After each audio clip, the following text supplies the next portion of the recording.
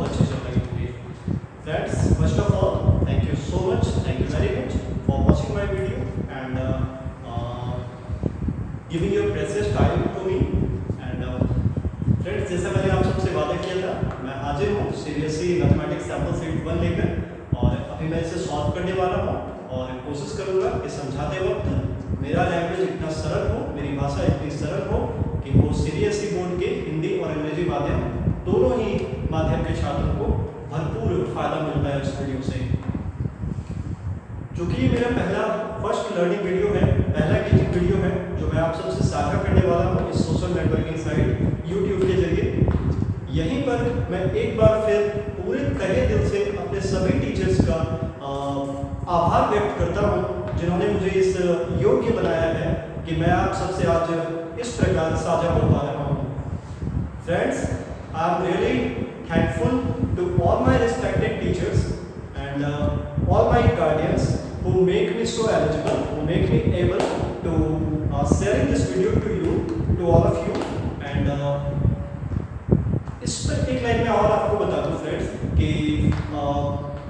एक टीचर है, वो बहुत अच्छे टीचर है, बहुत जीनियस टीचर है। एंड अच्छी सरप्राइजिंग बात मेरे लिए ये है कि वो मेरे रिलेटिव होते हैं, वो मेरे रिलेटिव हैं। एंड इस वक्त YouTube के माध्यम से मैं उनका नाम या उनके बारे में ज़्यादा कुछ शेयर तो नहीं कर सकता अभी, लेकिन इतना कह सकता हूँ फ्रेंड्स कि जीवन में जब कभी भी मुझे सीखने की ज़रूरत पड़ी है ना, जब कभी भी मुझे टीचिंग की ज़रूरत पड़ी है या लर्निंग की ज़रूरत पड़ी है, तो वो हमेशा ही is always be there and वो हमेशा वहाँ होते हैं, हमेशा मेरी मदद करते हैं। और उम्मीद करता हूँ कि आगे जीवन में भी वो मेरी मदद करते रहेंगे। फ्रेंड्स, ये आपका CBSE mathematics sample question paper 1 है, टर्म 1 है। उसका सैंपल जो सीबीएसई बोर्ड ने जारी किया था वो मेरे पास पीडीएफ है and this is the PDF. और इस पीडीएफ को दिखाने के साथ साथ मैं आज के लिए आपको एक और संदेश देना चाहूँगा कि जितने भी व्यूअर्स इस वक्त मेरा ये वीडियो देख रहे हैं, स्पेशली फॉर क्लास 10, जो क्लास 10 के स्टूडेंट्स हैं जो इस वीडियो से कुछ सीखने की उम्मीद करते हैं, उन सब के लिए एक संदेश है मेरा कि जब आप ये वीडियो देखें ना, तो ज़्यादा से ज़्यादा कोशिश करें कि आपके पास ये ऑलरेडी एक पीडीएफ हो आपके पास, फिर आपकी एक कॉपी हो बगल में जिसमें आप मैथमेटिक्स सॉल्व करेंगे।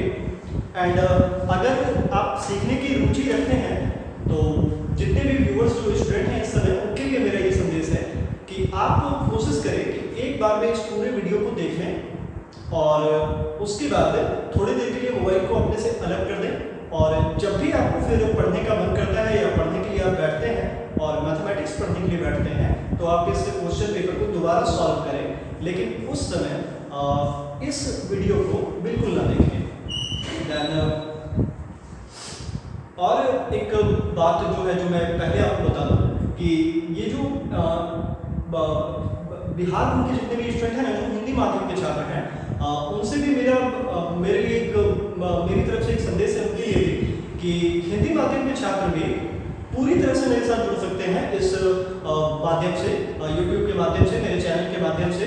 क्योंकि मैं ज़्यादा से ज़्यादा कोशिश करूँगा कि चूँकि आप दोनों का क्लास एक ही है, हिंदी माध्यम के छात्र हो या इंग्लिश मीडियम के स्टूडेंट हो, और चूँकि आपके सिलेबस में भी बहुत बड़ा अंतर नहीं है, हेर फेर नहीं है, तो मैं ज़्यादा से ज़्यादा कोशिश करूँगा कि मेरे वीडियोज ऐसे टॉपिक्स पे बने, इतने रेलेवेंट हो कि वो दोनों को ही बहुत ज़्यादा फायदा पहुँचाएँ, हिंदी माध्यम के छात्र को भी और अंग्रेजी माध्यम के छात्र को भी। तो आइए फ्रेंड्स, स्टार्ट करते हैं। आज ये पहला क्वेश्चन है, आपको पता है कि ये एमसीक्यू है एंड 4 विकल्प होते हैं आपके पास, और करेक्ट जो ऑप्शन होता है OMR शीट में आपको उसे सेट करना होता है। तो जो मेरी पर्सनल टेक्निक थी जब मैं मैथमेटिक्स करता था या कर रहा हूँ, तो भी जो मेरी एमसीक्यू को लेकर जो टेक्निक है वो ये है कि मैं सबसे पहले क्वेश्चन को पढ़ने के बाद उसके ऑप्शन को ऐसे ढक देता हूँ, उसके बाद मैं क्वेश्चन सॉल्व कर लेता हूँ, और अगर मेरा आंसर सही है, अमूमन अगर मेरा आंसर सही है, तो जाहिर सी बात है वो किसी न किसी ऑप्शन से मैच कर जाएगी और वो ऑप्शन मैं सेव कर देता था। ये मेरा तरीका था, ये मेरा तरीका है। बहरहाल मैंने आपसे ये शेयर कर लिया है। आगे जो आपको जो भी मेथड सही लगता है, जिस पे आप कॉन्फिडेंट हैं, मैं ज़्यादा से ज़्यादा प्रेफर करूँगा कि आप वही मेथड इस्तेमाल करें, एग्जाम में उसी टेक्निक का इस्तेमाल करें। ओके फ्रेंड्स, तो स्टार्ट करते हैं। क्योंकि मैंने आपसे वादा किया था कि मैं काफ़ी निम्न स्तर से आऊँगा, काफ़ी क्वेश्चन में ऐसे कोई भी बात नहीं छोड़ना चाहूँगा जो जरा सा भी लगे कि आपको परेशान कर सकती है या किसी भी स्टूडेंट को परेशान कर सकती है।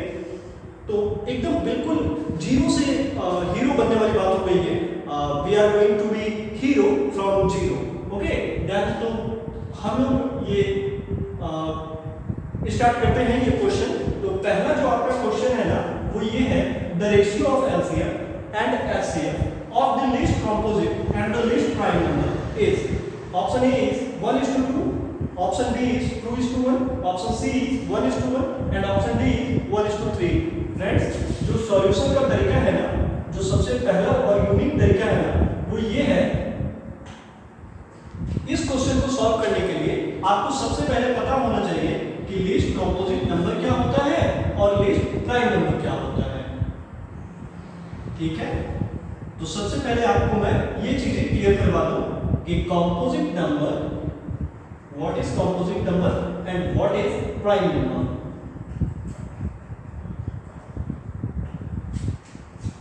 If we go through the simplest definition of a composite number, then a number which is greater than 1 and it has at least 3 factors, it is then the number is called composite number. Clear? अगर कोई संख्या है एक से बड़ी है वो और उसके कम से कम 3 गुणनखंड हैं तो हम कहते हैं कि वह संख्या संयुक्त संख्या है या भाज्य संख्या। आशा करता हूं कि आप दोनों ही माध्यम के छात्र मेरी बात समझ पा रहे होंगे। Now we go through the simplest definition of prime number. Exactly अगर मैं हिंदी में कहूं तो अभाज्य संख्या।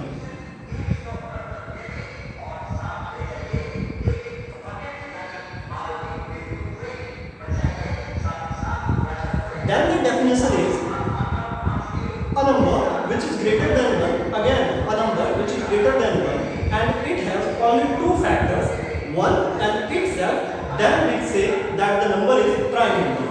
अगर किसी नंबर का, अगर किसी संख्या के केवल 2 ही गुणनखंड होते हैं, या तो एक होता है या फिर वो नंबर खुद होता है, तो हम कहते हैं कि वो नंबर प्राइम नंबर है, अभाज्य संख्या है।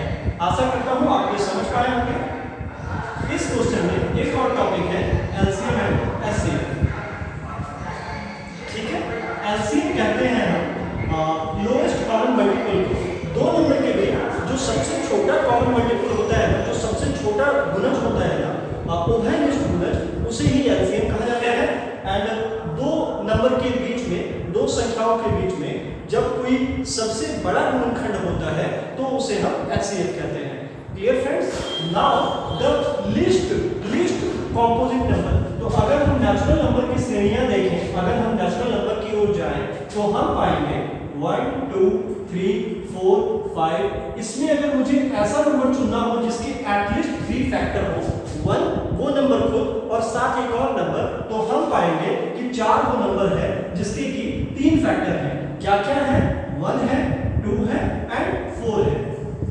तो हम इस नंबर को पिक कर लेंगे, यहां से ले लेंगे कि पहला हमारा नंबर है 4। 2 नंबर्स कहा था ना, द रेशियो 2 नंबर के होते हैं ना, तो 2 नंबर में पहला नंबर हमारा 4 है। क्लियर है?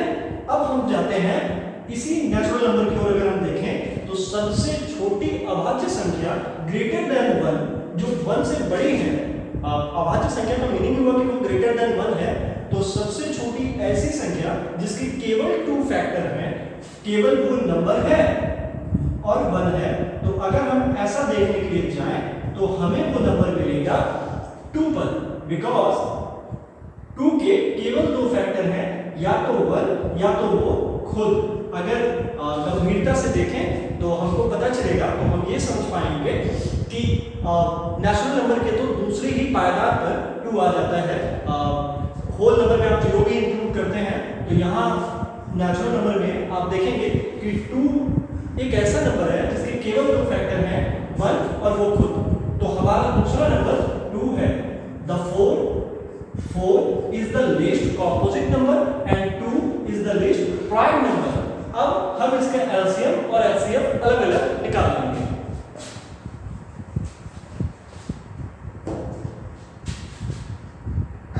using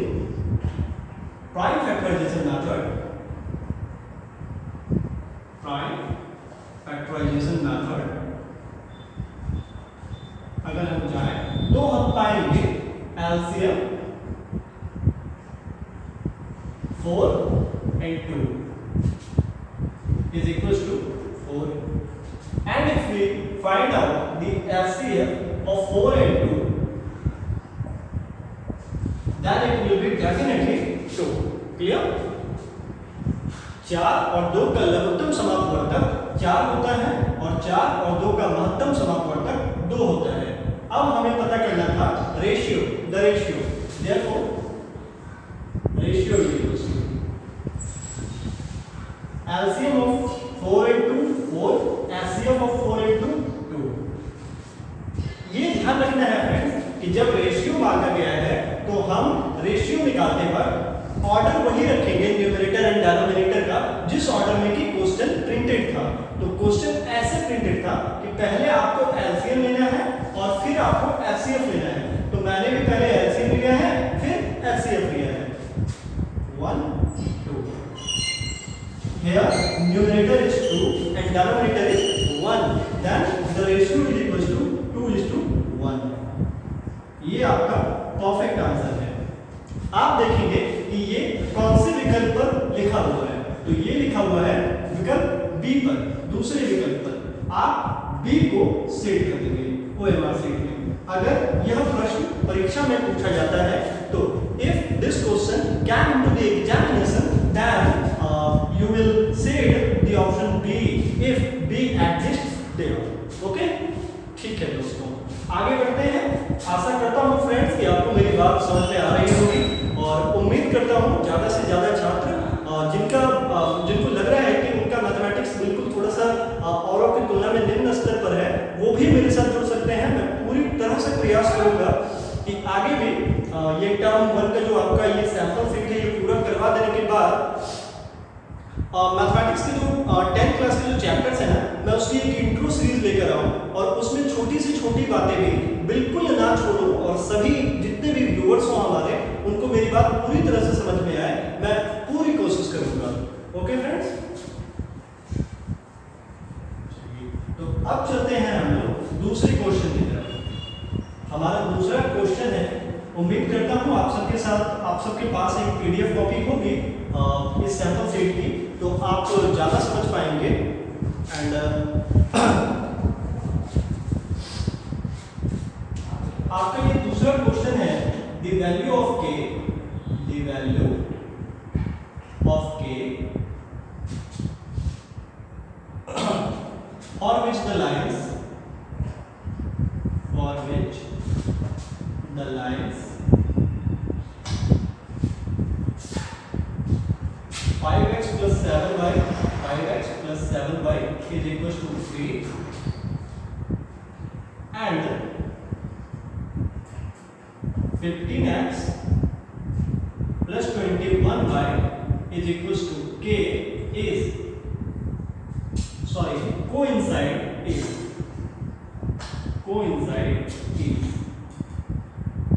your options are A 9, B 5, C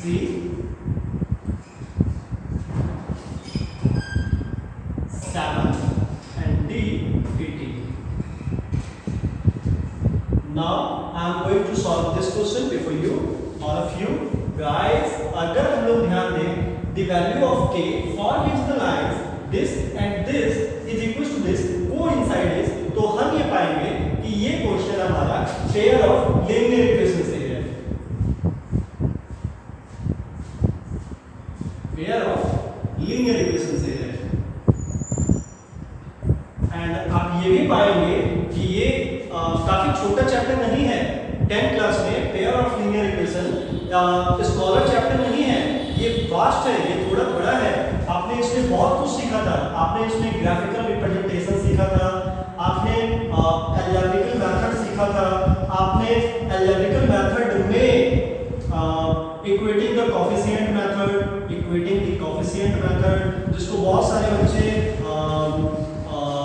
equating the coefficient method को बहुत सारे बच्चे एलिमिनेशन मेथड के नाम से जानते हैं। आपने सीखा था सब्स्टिट्यूशन मेथड, आपने सीखा था क्रॉस मल्टीप्लिकेशन मेथड, है ना फ्रेंड। तो मैं ज्यादा से ज्यादा कोशिश करूंगा कि मैं इस क्वेश्चन को और ज्यादा क्लियर कर पाऊं। जब मैं इंट्रो सीरीज लेकर आऊं तो मैं आपको सभी टॉपिक्स पर, लीनियर इक्वेशन के जितने भी टॉपिक बनते हैं उन सभी टॉपिक पर एक 10 मिनट की, एटलीस्ट 10 मिनट की एक वीडियो डालूं जिसमें कि मैं सारी मोटी मोटी बातें आपको बता सकूं। ओके फ्रेंड्स, फिलहाल मैं अभी से आपको कोशिश करता हूं थोड़ा सा इंट्रो दे देने की, समझा देने की और इस क्वेश्चन को बना देने की। ओके फ्रेंड्स, ठीक।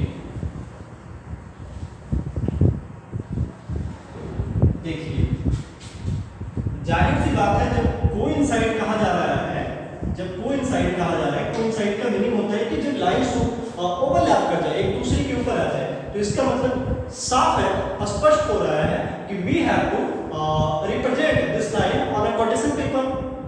ठीक है, हमको इसको क्वाड्रेटिक पेपर पे रिप्रेजेंट करना है और तब मुझे बताना है कि k की क्या वैल्यू होगी। लेकिन जब आपने पेयर ऑफ लीनियर इक्वेशन पढ़ा होगा तो आपने उसमें कंपैरिजन भी सुना होगा कि a1 और a2 वाला कंपैरिजन जो होता है, ये तो 10th क्लास में है ही पेयर ऑफ लीनियर इक्वेशन में।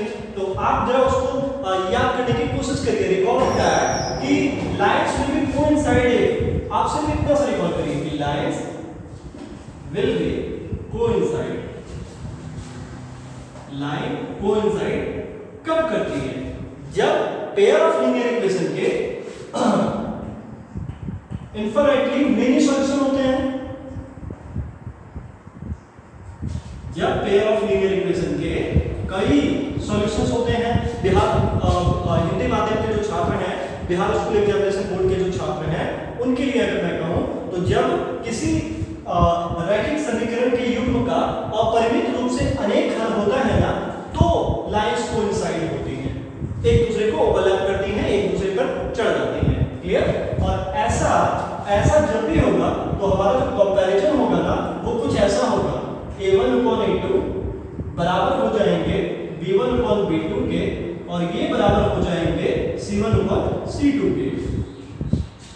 सबसे पहले जो बेस्ट टेक्निक है, जो सबसे बढ़िया टेक्निक है इस क्वेश्चन को सॉल्व करने का, वो मेरे ख्याल से तो ये है कि इस लीनियर इक्वेशन को इसके जनरल फॉर्म में ला दिया जाए, 5x + 7y - 3 = 0। आशा करता हूं कि इस वक्त आपको ये विजिबल होगा। मैं कोशिश करूंगा कि मेरे आने वाले वीडियोस में ये लाइट, वॉइस और ये विजिबिलिटी की कोई इशू ना रहे। 15x + 21y - k = 0। अब अगर हम यहाँ पर a1 upon a2 देखें तो ये a1 है हमारा और ये a2 है हमारा। तो a1 की जगह हम लिख सकते हैं 5 और a2 की जगह हम लिख सकते हैं 15। अगर हम b1 upon b2 देखें तो b1 की जगह लिख सकते हैं 7 एंड b2 की जगह लिख सकते हैं 21। c1 upon c2 देखें तो -3 एंड c2 की जगह लिख सकते हैं -k। ये माइनस हमने कैंसिल कर दिया न्यूमरेटर डिनोमिनेटर का। अब अगर हम देखें ओके फ्रेंड्स, तो ये है 5 3 जा 15, 3 से मल्टीप्लाइड है, ये है 7 3 जा 21। तो जाहिर सी बात है कि अगर ये सब बराबर हैं तो यहाँ पर नो डाउट 9 होना चाहिए, 3 × 3। ये आपके ऊपर वाले 3 का 3 गुना, वो इसलिए होना चाहिए क्योंकि ये सारे इक्विवेलेंट फ्रैक्शन होने चाहिए, समान भिन्न होने चाहिए। तो ये 5/15 है, ये 7/21 है, तो अमूमन ये 3/9 होना ही चाहिए। ठीक है? अब अगर इसको हम लोग मैथमेटिकली सॉल्व करें ना, तो एक टेक्निक है जिससे कि आप इसको मैथमेटिकली भी सॉल्व कर सकते हैं। वो तरीका क्या है भाई? तो वो तरीका ये है, मैं अभी सॉल्व कर रहा हूं। यहां हमने माइनस और माइनस कैंसिल कर दिया था। ठीक है? चूंकि ये इसके बराबर है, ये इसके बराबर है, तो हम इन दोनों को इक्वल दिखा सकते हैं, या इसको और इसको इक्वल दिखा सकते हैं, क्योंकि ये सभी आपस में इक्विवेलेंट फ्रैक्शन है। Okay, now I am going to equate 7/29 = 3/k। It means 7 × 7 7 3 × 21 cross multiplication doing cross multiplication k is equals to 9 and उस ट्रिक से मैंने क्या निकाला था 9 ही निकाला था और यहाँ पे भी 9 ही आ रहा है। इट मींस ये परफेक्ट आंसर है।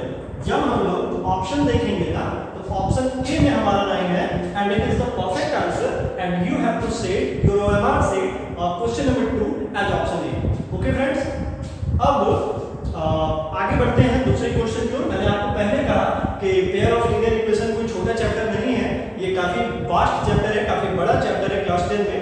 मैं जल्दी कोशिश करूंगा कि मैं पेयर ऑफ लीनियर इक्वेशन की इंट्रो सीरीज लेकर आता हूं और उसके जितने भी टॉपिक्स हैं, जितने भी पॉइंट्स हैं, छोटे बड़े सभी पॉइंट्स को थोड़ा थोड़ा टच करूं और कोशिश करूं कि मेरी लैंग्वेज, मेरी भाषा इतनी सरल हो और मैं इतनी मोटी बातें आपको बता सकूं कि वो आपको एग्जामिनेशन में बहुत फायदा पहुंचा सके, आपको बहुत कुछ सीख सके उससे। ओके फ्रेंड्स,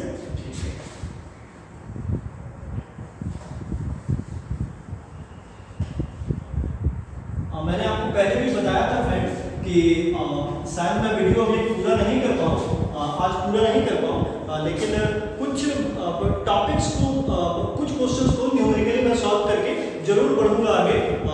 ये पहला वीडियो होगा मेरा और इसके बाद मैं आगे भी, जब तक ये पूरा सैंपल सेट हो नहीं जाता है, कोशिश करूंगा कंसिस्टेंटली मैं अपने वीडियोस डालता रहूं। मैं पूरी कोशिश करूंगा कि 2 वीडियो के बीच में समय का गैप जितना कम हो, मेरी पूरी कोशिश रहेगी फ्रेंड्स। तो क्वेश्चन नंबर तीसरा है ये आपका थर्ड क्वेश्चन है, ये सैंपल सेट 1 का मैं क्वेश्चन करवा रहा हूँ, टर्म 1 का।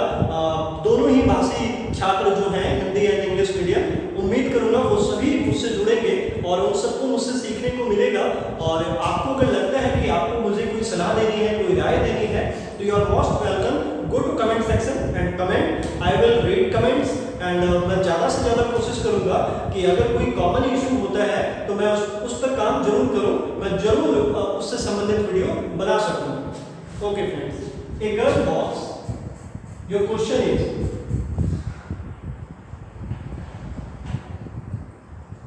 a girl walks 200 meter towards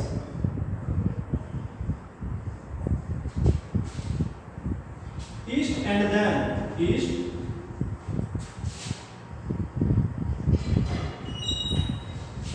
and then 100 meter towards north.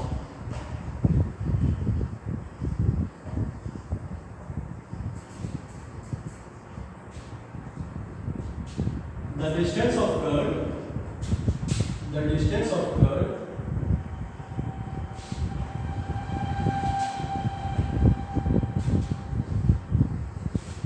of the curve from the starting point is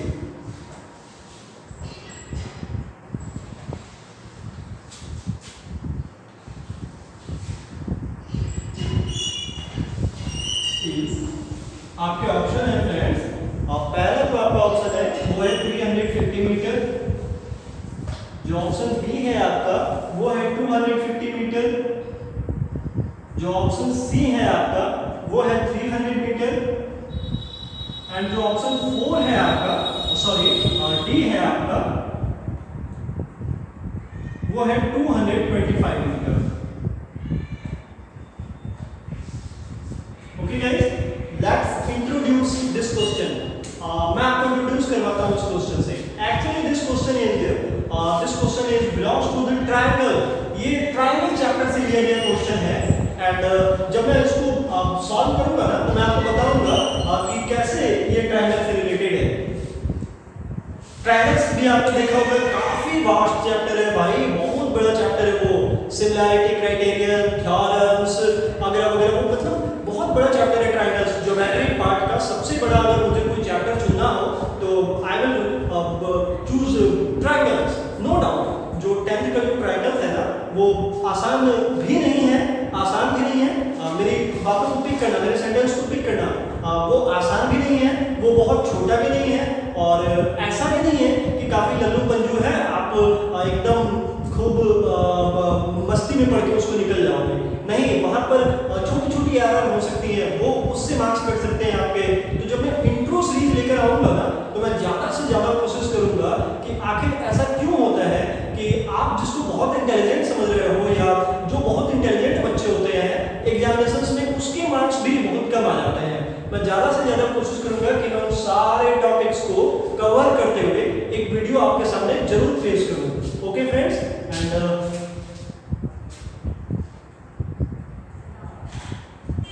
तो अगर ये क्वेश्चन है ट्रायंगल से रिलेटेड है तो निश्चित तौर पे मुझे डायग्राम बनाकर आपको दिखाना चाहिए, एक फिगर आपके सामने पेश करना चाहिए।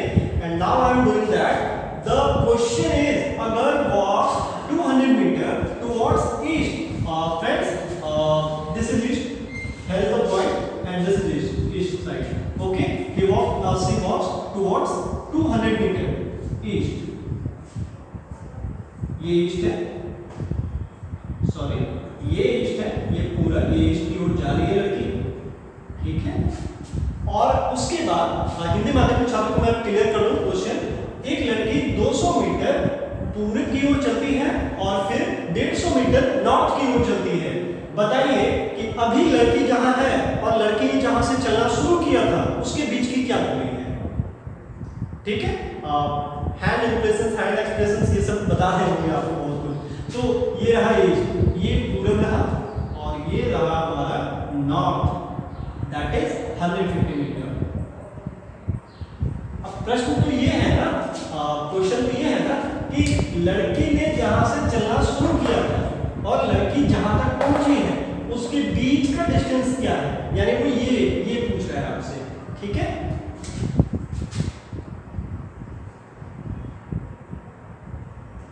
अब जब आप गौर से देखो तो ये आपको राइट एंगल ट्रायंगल दिख रहा होगा, ये रहा आपका 90 डिग्री एंगल, ये बेस होगा, ये परपेंडिकुलर होगा और ये हाइपोटेन्यूस होगा।